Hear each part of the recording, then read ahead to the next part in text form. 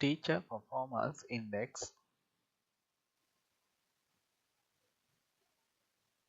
හරි දැන් අපි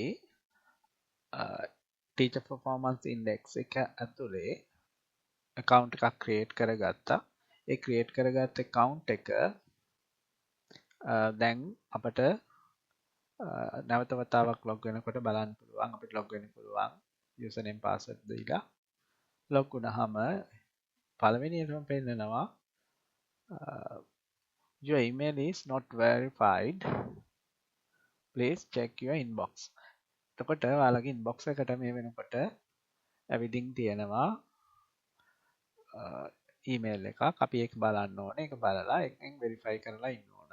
එතකොට අපි සාමාන්‍යයෙන් අපි ඊමේල් එකට log වෙන browser එකට පාවිච්චි කරලා ඊමේල් එකට log වෙලා ඊමේල් එකේ අපිට inbox එකේ දකින්න පුළුවන් කමක් නැති වුණොත් එහෙම spam වලට ගිහින් බලන්න ඕනේ. එතකොට අපි spam වල තියෙන spam වල මේ විදිහට පෙන්වන්න හේතුව තමයි තවමත් අලුත් ඊමේල් එකක් නිසා සහ අපේ ඇප් එක අලුත් නිසා ඒ විදිහට ස්පෑම් එකක් විදිහට පෙන්නනවා. නමුත් අපිට ඒක ඉන්බොක්ස් එකට අරගන්න පුළුවන් ඊළඟ වතාවේ ඉඳලා පේන ඊමේල්. ඉන්බොක්ස් එකේ තියෙනවා verify your email for teacher performance කියලා. ඒකේ තියෙන link එක ක්ලික් කරන්න ඕන. ඒ link එක ක්ලික් කළාම අපට අපේ account එක email එක verify වෙනවා.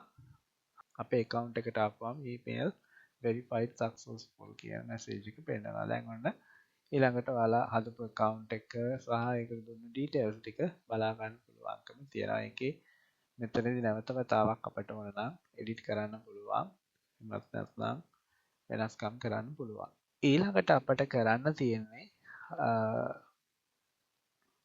දැනට මුකුත් අපි අපේ app එක ඇතුලේ පෙන්නන්නේ නැහැ. ඉස්සරලාම අපි හදා ගන්න ඕන අපේ ටයිම් ටේබල් එක හදාගන්න settings වලට ගිහින් default time table එකක් දැනට නැහැ. ඒ නිසා manage time tables වලට යන්න ඕන. manage time tables වලට ගිහින් අපේ time table එකක් add කරන්න ඕන. එතනදී time table එකට නමක් දෙන්න ඕනේ. අපි අවුරුද්දක් හරි අපිට කැමති නමක් දෙන්න පුළුවන් time table එකට.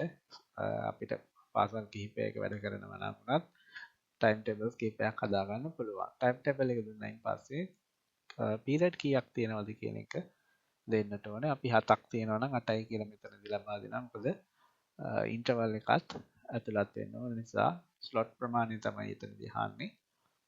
ඊළඟට අපිට ඉස්කෝලේ පටන් ගන්න වෙලාව දෙන්න පුළුවන්. සතියේ දවස් කීයක් තියෙනවද කියන එකත් මෙතනදී දෙන්න පුළුවන්. ඊට පස්සේ break time එක ඉන්ටර්වල් එක කොයි වෙලේ අවස්ථාවේදී තියෙන්නේ කියලා මෙතනදී ලබා දෙන්න පුළුවන්. අපි දෙනවා පස්වෙනි අවස්ථාව කියලා 7ක් තියෙන නිසා period අපිට ඊට පස්සේ ඔන්න create වෙලා තියෙනවා. ඊට පස්සේ අපිට පුළුවන් assembly time එකක් තියෙනවා නම් ඒක දෙන්න පුළුවන් duration එක minutes වලින්. ළඟට interval එකෙත් අපිට දෙන්න පුළුවන්. ඊළඟට අපිට අපේ time table එකට data enter කරන්න පුළුවන්. එතනදී කීවෙනි ස්ලොට් එකටද දෙන්න ඕන කියන එක මෙතන වුණ Monday කියන එක අපි සිලෙක්ට් කරනවා. period 1 slot 1 එකේ කියන්නේ අපි ඒකෙදි English subject එක විදිහට දුන්නා. ඊළඟට අපිට grade එකක් දෙන්න පුළුවන්. එතකොට මේක අපිට ඇතුළට නැවත වතාවක් මේ විදිහට තවත් අපි එකක් දෙමු. දෙවෙනි slot එකට period දෙවෙනි period එක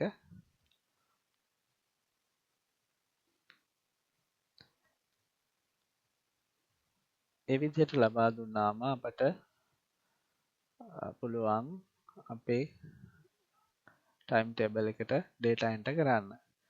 ඊට වඩා පහසු ක්‍රමයක් තියෙනවා. දැන් ඔන්න ඔයගලන්ට time table එකයි calendar එක time table එක default මොකක්ද තියෙන්න ඕනේ කියන එක හදා ගන්න පුළුවන්. එතකොට ඔයාලගේ දැන් හදපු time table එක time එක නිවැරදි විදිහට සකස් වෙලා තියෙනවා. මෙතන අපි විනාඩි 50ක් තමයි දුන්නේ එක පීරියඩ් එකකට. ඒ නිසා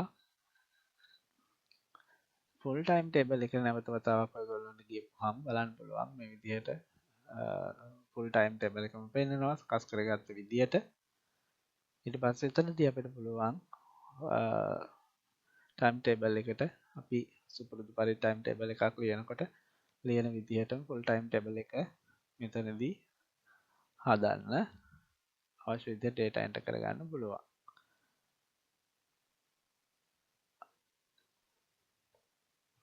අපි මේ විදිහට මේ data enter කරන්නේ Monday වලට. අද මේ වීඩියෝ එක රෙකෝඩ් කරන වෙලාව වෙනකොට Tuesday. ඒ නිසා අපිට හෝම් පේජ් එකේ ඒක දකින්න පුළුවන්කමක් ලැබෙන්නේ නැහැ. ඒ නිසා අපි Tuesday එකත් අපි මේ විදිහටම කීපයක් enter කරලා බලමු.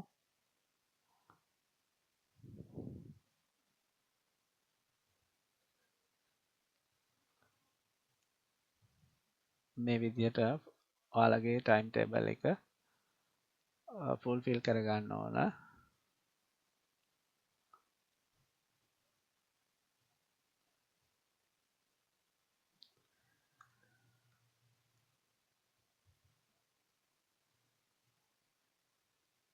අපි මෙතනදී සේව් කරන හැම එකක්ම ටයිම් ටේබල් එකේ සේව් වෙනවා. අපිට print එකක් ඕන නම් මෙතනින් අරගන්නත් පුළුවන්.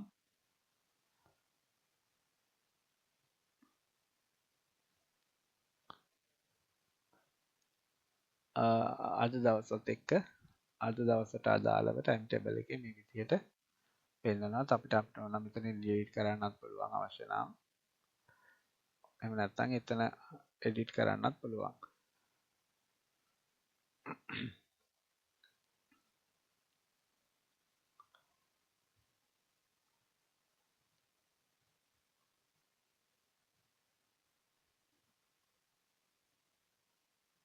ඊළඟට අපි අපේ academic calendar එක බලන්න පුළුවන්. academic calendar එක අපි සකස් කරගෙන නැහැ තාම.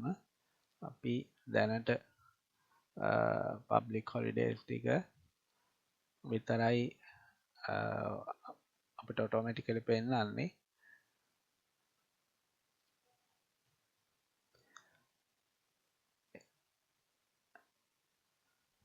අපිට time holidays ටික import කරගන්න පුළුවන් pro account එකක් තියෙනවා නම්. නමුත් මේ free account එකක් නිසා මේ account එක තාම අපි buy කරලා නැහැ.